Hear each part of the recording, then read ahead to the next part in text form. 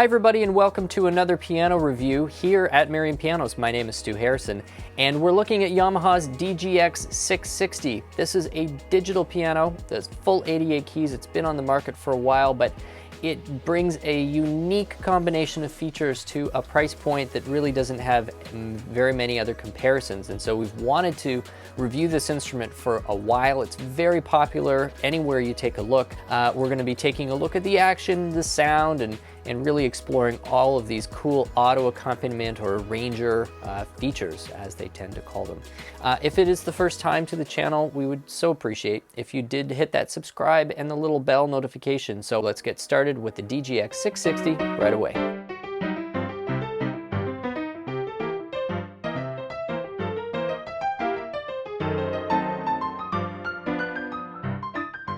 So let's talk about sound on this DGX660. The first thing I like, and it's something that I also enjoy about the P125, which is a very similar priced product from Yamaha, is the fact that we've got speakers facing up. I know that there is some benefit to having the speakers face down. It kind of simulates or creates a sense of more space, I guess, around the instrument. And when you've got speakers that are big enough that it's actually putting enough sound down into the ground in the rest of the room that you get some nice ambient feedback and you haven't lost all of the bass, you know, that's great. I do like that, and some of the larger digital pianos use that quite well. Most of the time when you have a smaller speaker like this though, facing the speakers away, I think is done as much to keep kind of a brighter, more brittle sound from hitting your ear directly as it is to necessarily create the effect of ambience. And so what Yamaha has done is they've got a nice high quality set of speakers, both tweeters as well as kind of a mid-range, looks like maybe a 3-inch or a 4-inch sort of main cone there. And it's a 12-watt amplifier that's driving all this. So it's not a ton of power, but because it just seems like the quality of the speaker is quite good and it's facing your ear, you never really feel like this is underpowered in any way. The other thing that's probably behind some of that decision to keep the amp size lower is they're trying to keep the weight of this under 50 pounds. I think it clocks in at 46, so it's not the lightest beast on the market, but 46 pounds definitely makes this still a portable, reasonable instrument. You can throw this in a case, although you'd need a big case, and without too much trouble, one person can easily transport this in a canvas bag. It's really not going to kill you. It's far from the 60 or 70 pounds that you get into when you start talking about full-size stage pianos. So mercifully, this is not that. And when we get into features a little bit later, it's quite clear that the whole concept of this instrument is that it's intended for solo performers or I guess hobbyists, either in home or solo performers out in you know, public places where you're accompanying yourself. The DGX660, they call it a portable grand, but from a more generic standpoint, we call this an arranger keyboard. That's the category that this falls into, and we call it that because it has the ability to arrange a number of parts in real time behind what you are playing. This is not a new category. In fact, it used to be a lot more popular, but there are still some full-size 88-note keyboards out there that offer it, and the DGX660 is a great example. So from a sound standpoint, because that's where we were starting, we've got great you know, high quality speakers. I'm assuming that they're Yamaha made because Yamaha of course has a, you know, great speaker division, and they're facing up to you so you get nice, detailed, clear quality. Driving all of that is 192 notes worth of polyphony, and you need you know, a sound chip that's going to be able to handle that kind of polyphony anytime you get into arranging, live arranging, or multi-track recording. It's surprisingly easy to eat up 128, even 192 notes worth of polyphony once you get 5 or 6 tracks going, especially if each one of those tracks is pretty detailed with you know, many different notes and layers and you know, voicings through there. So the 192 for solo piano is more than sufficient. 192 for the rest of what this does is almost a bare minimum. 256 would be ideal, but I have yet to run into a situation without trying to push that polyphony where it's created any kind of limitations for me. So you should be fine there. They've also loaded this with the CF piano sample, which I think is you know, a really nice high quality sample.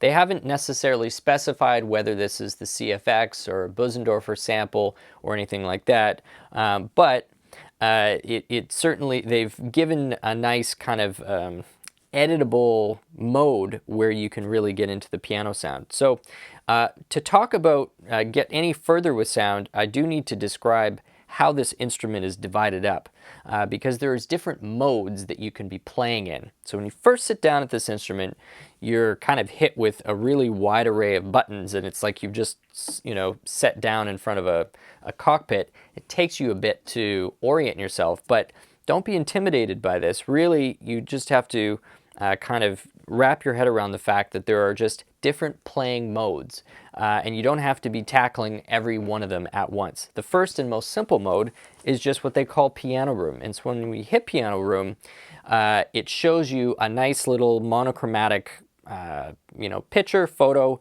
of a grand piano, 9-foot grand piano on a concert hall stage. And it gives you a few really easy ways that you can immediately start editing those sounds. So the default is what they call a concert hall environment, which is really just a reverb setting. And this is what it sounds like.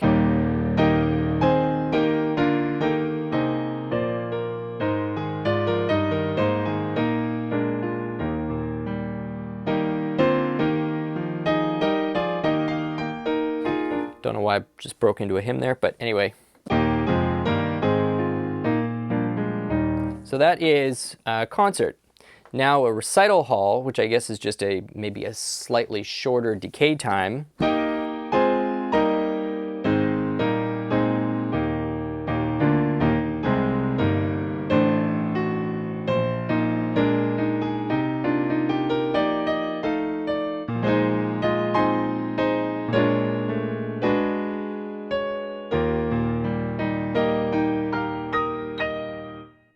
And stage, still yet a little more dry.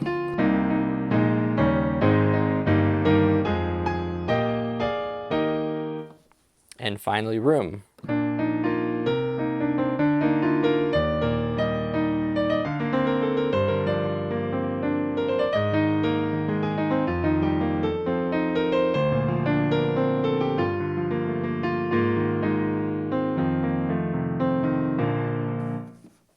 And then off. Completely bone dry.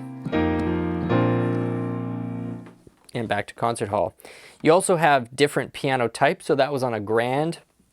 This is a pop piano. So basically that was a 9-footer we were just hearing. Now you're down into about a 7-foot. So this, I assume that was going from like a CFX probably down to like a C7 sample.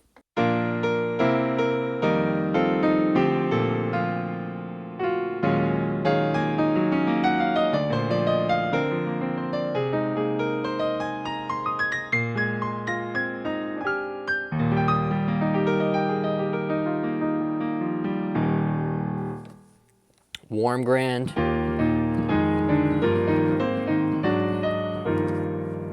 Honky tonk.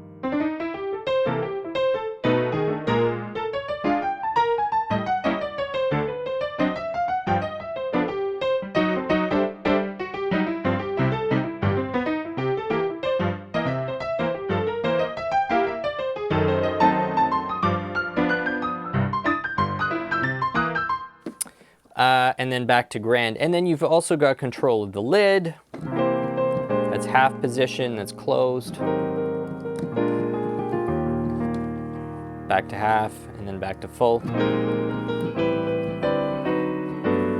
And finally, detail, which is, I guess, really just a little more, another screen of settings. So you can have your touch curve is on here, tuning, your damper resonance, and then you have a quick option to record as well, which I think is really handy. So this mode is ideally suited for people who are really just here to play piano for themselves. You're not worrying about lesson mode or playing demos or layering things up with other accompaniments. It's just here as a piano. And as a piano for the price, even that is pretty respectable. So even if you were looking at an instrument and wanted a great set of onboard speakers, and you liked that Yamaha sound, and maybe you were thinking that you may get some use out of some of these features, but most of the time you were just looking at it as a piano, it still makes a pretty good piano.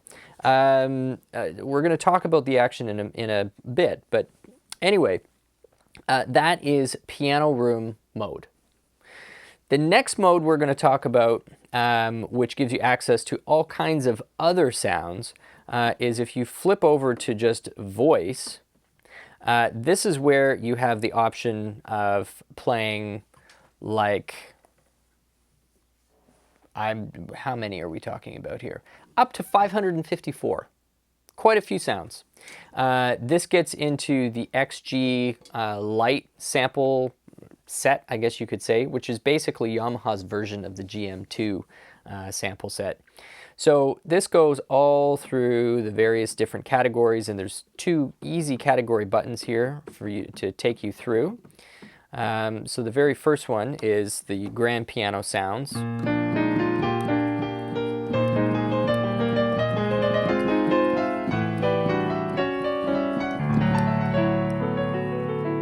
So that's just called natural grand. And as we kind of go through, there's live grand, live pop grand,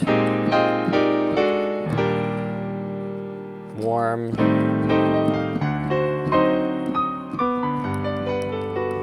so these are the same samples that you find in piano mode, but they're just organized in a slightly different way. Then you start getting into the E-piano sounds.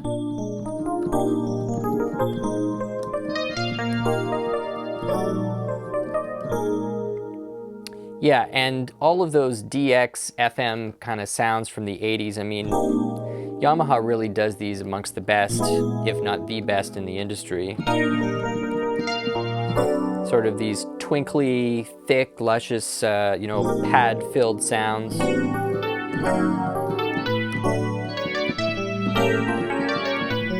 Although I will say the RD88, which is a new Roland product, not that much more expensive than the DGX660, also does an excellent job of those layered pad sounds.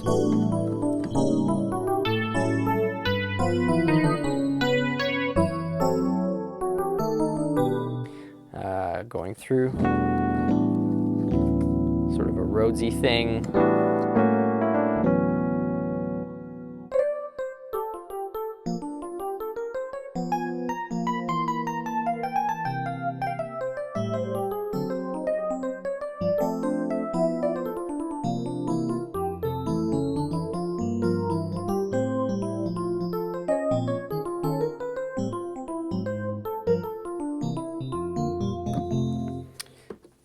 Organs.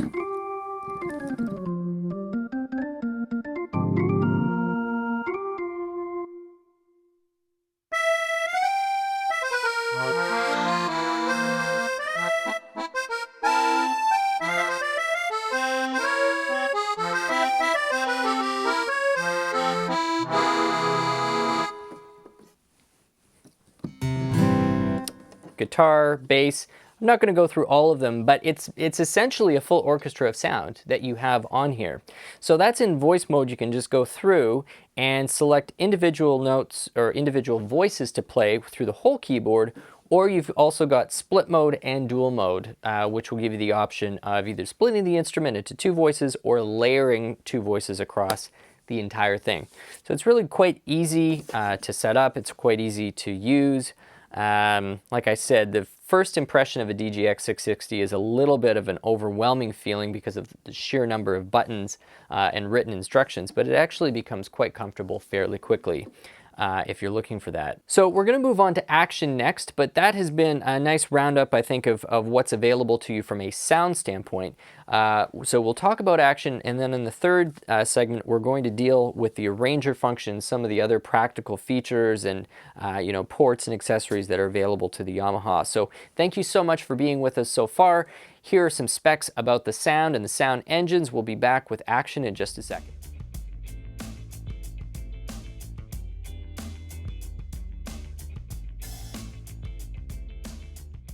Let's talk about the action on the DGX660. Yamaha, like most other digital piano companies, have just a few different action mechanisms that go into a wide variety of their models. And Yamaha has a very similar approach. Their basic action that they put in their full weighted 88 keys is this GHS action. And it's an action that has been with us for many years.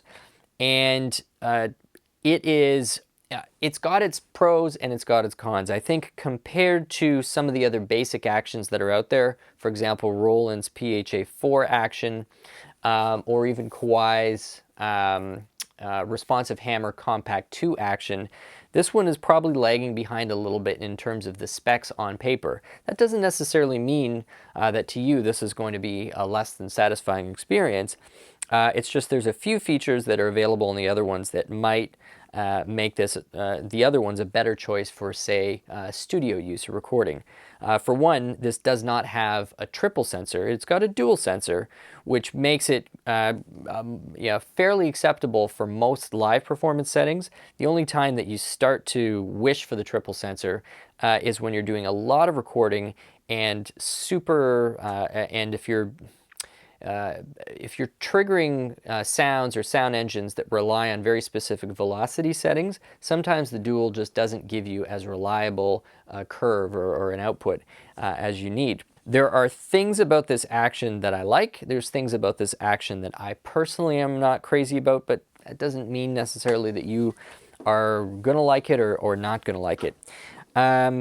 I prefer to have a little bit of texture on the white key because I find when it's a high polished white plastic that your finger tends to catch a little bit on it when you're in a more humid environment. And I find especially when you're playing classical and jazz or anything where you've got a lot of leaps, you wind up jamming the pad of your finger back and away from your nail every time you're making those leaps and sort of, jabbing into the key. So I find that when there's a bit of texture that can absorb some of that humidity, it just makes the key slightly less sticky and you wind up not hurting the pads of your fingers so badly. The black key has like a matte black finish, which is perfect for what we were just talking about. It actually makes it much easier to sort of slip on and slip off the black key with a little more control and not so much stick. Something that I really like about the GHS action is the weight. This is definitely a plus for me. I think from an overall resistance feel, I think it's virtually perfect. It's right down the middle. It doesn't feel too light, doesn't feel too heavy to me.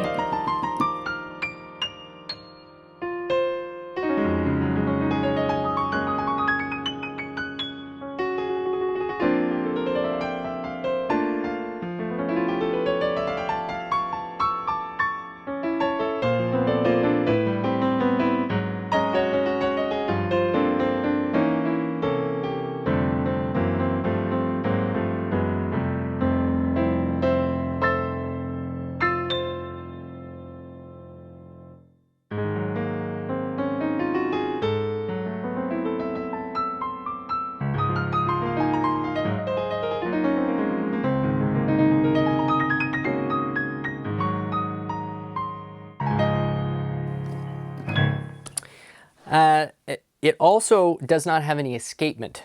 So I find when you're playing really softly and when you're playing a lot of more aggressively or more percussively, those are the two times where this action for me falls a little short.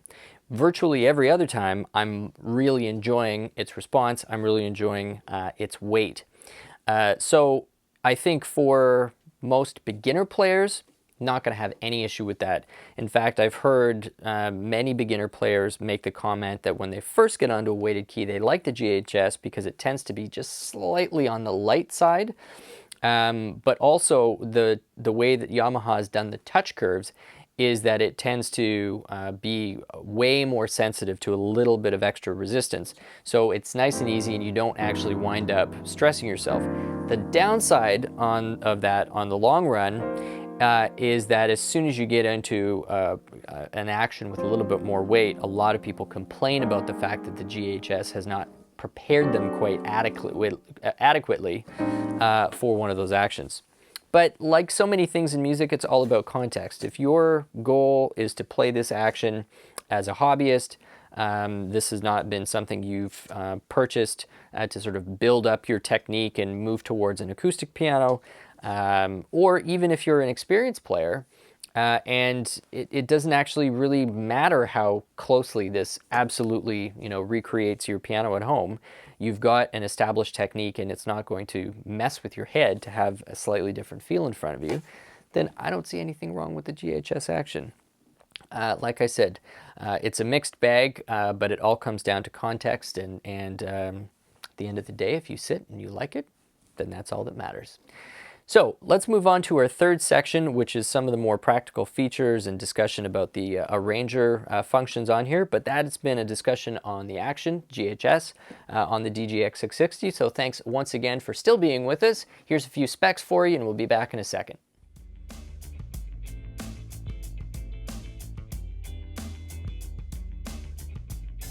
So the final thing we're going to talk about is the auto accompaniment, or the arranger part of this, as well as the built-in songs and audios, because that's really, if you don't need those things, you shouldn't be at all. You shouldn't really be getting the DGX660. If you are going to be sort of thinking within the Yamaha model ecosystem, you'd go P125 for about the same price, and you'd be getting yourself, a lighter instrument that was a little more set up for live performance with the, 1/4-inch outputs and, several other things. So really, this is one part of the instrument that you should be extracting some fun from and extracting some value from. And it's fairly easy to do once you understand what you're doing. So there are other tutorials, and we may even do another tutorial specifically on tips and tricks of how to use that arranger thing.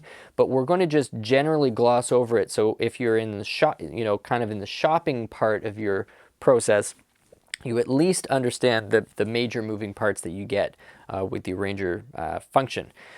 One great thing is they divide the instrument up, as most do, so that all of the buttons that have anything to do with the arranging stuff is on my left, your right. It's all over here. Whereas everything over here is more of a selecting of the mode and data entry and a few other things.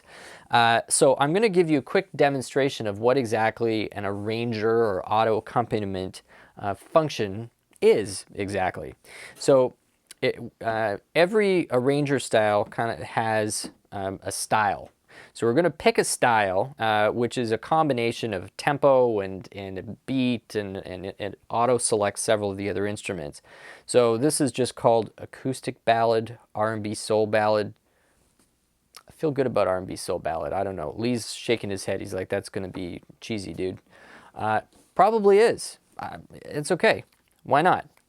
So let's try this. Why not? So let's turn on the auto accompaniment, and let's do a sync start, which means it starts only after I start to play. This is if I was going to be maybe singing an introduction and I wanted to be able to start with my fingers instead of going and hitting the start. This is how this works. So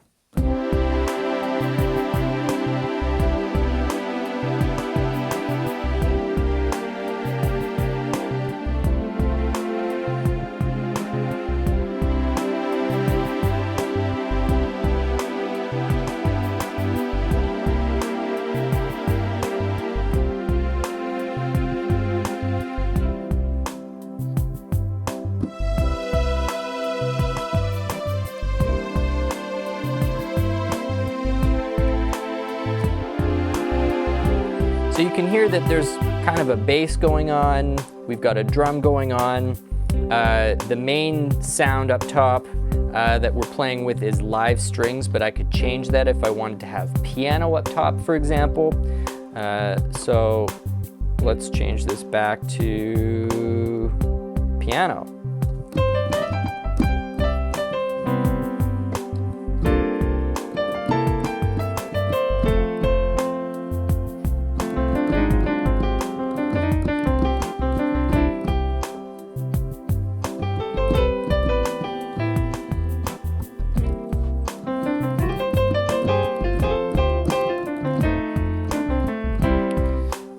Now within this, there's several ways that you can change the settings so that it's interpreting what you're doing throughout the whole keyboard or just with your left hand. It really depends on how you want to interact with these types of functions. It's got something called Smart Chord, which basically makes the chords idiot-proof. So if you're within C major, I just have to press one note and that's already given me a C major plus the 9th, D minor. So for people who know harmony a little bit, what this is it's keeping all of the chords diatonically correct, or everything is being extracted from a C major scale. F major, G7, and that automatically gives me a G sharp diminished because that normally would resolve to the 6 minor, which is A minor. There you go. So you've got this smart chord setting, which is kind of cool.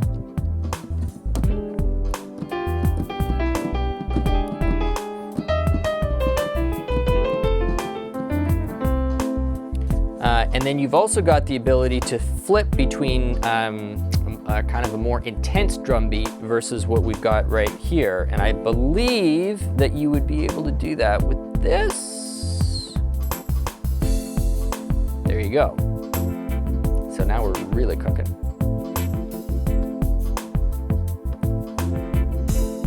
And then back to the other one.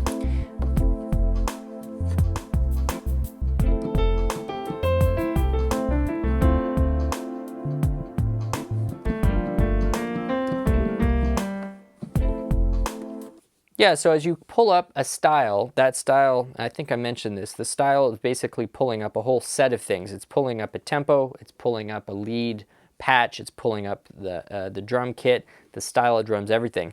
And there are 205 styles in here. It covers all sorts of stuff.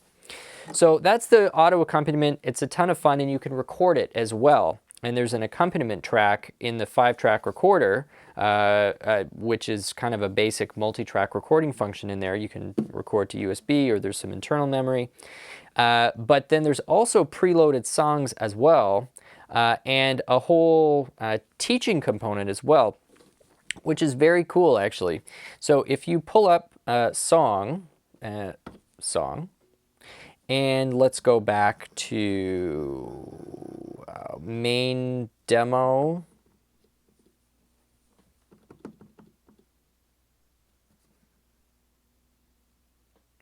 Yeah, main demo, Jet Set, why not?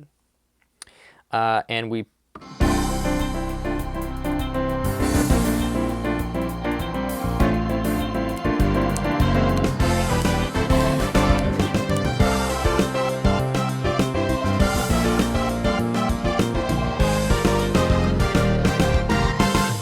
So, now that we're in a song, I can press score and I can actually see what is playing on the lead track.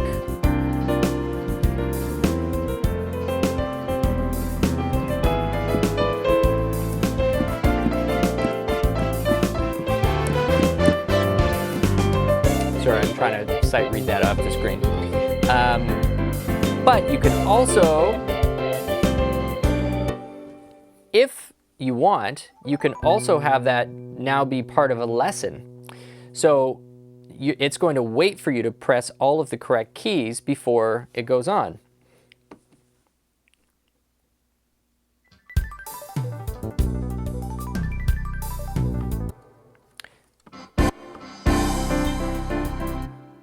So if we go back to the beginning, now it's going to slow down until I start to play because it's on your tempo mode.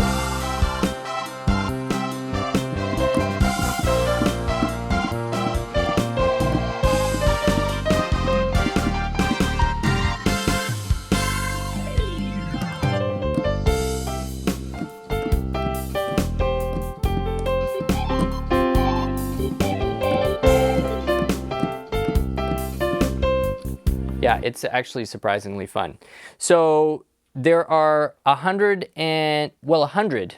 pre-made songs that are in there that can all be broken down into these there's kind of lessons, but they're really, to me, they sort of act as interesting sort of sight reading tutorials. You could think of them as that.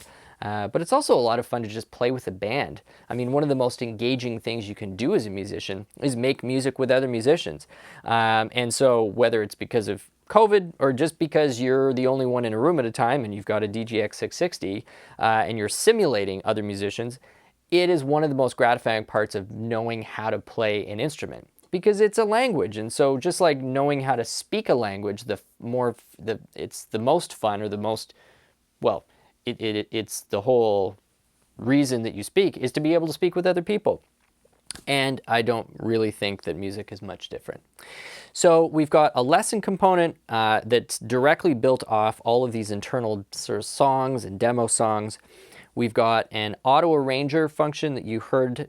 We've got a basic recorder function in there, which is actually more fully featured than a lot of other basic keyboard recorders, because you've got multi-track and it's visual. And then on the other side, we've got more than 500 tones to select from. And that's all being driven by a really decent set of speakers and the GHS action, which I think for beginners and hobbyists is a perfectly acceptable action. All wrapped up into a very affordable package, and something that's still light enough to be transported around. So from an output, it's got a stereo 1/4 inch. You can take that as a stereo 1/4 inch. Not many people have stereo 1/4 inch adapters to 2 mono though. So what we've done is just use the headphone jack adapter, and then we've got a mini stereo that splits off into 2, and that's how you're actually hearing this. It also has a microphone input, which is pretty common for this type of keyboard. And then it's got an auxiliary input as well. So if you wanted to have, I don't know, an iPhone or some type of device as an additional audio source, you can do that as well. The 660 can, now this is a really nice design feature of the 660, is that it works both as a slab, as you're seeing right here, but it also comes right in the box with an integrated stand and a triple pedal system. Like I said, for the money, I think that this is one of the best blends of features, of quantity of sounds, of a range of functions that you are going to find on the market. This is something that's geared towards somebody who's just an all-around enjoyer of music, of piano music. Who is this not for? Well, I don't think this is going to be necessarily the best choice for a student, or the best choice for somebody who's a really advanced player. I think there are certain limitations that you hit with the action on that. But for beginners and for hobbyist players, I think this is just such a nicely put together product, and Yamaha deserves a lot of credit for what they've done here. So thank you again for watching. This has been Merriam Pianos. My name is Stu Harrison.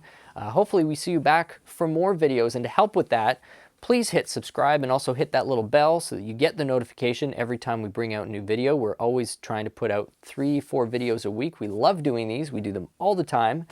And we hope to see you back. Leave a comment. Let us know what you thought of it, and happy shopping. Thanks so much. We'll see you again soon.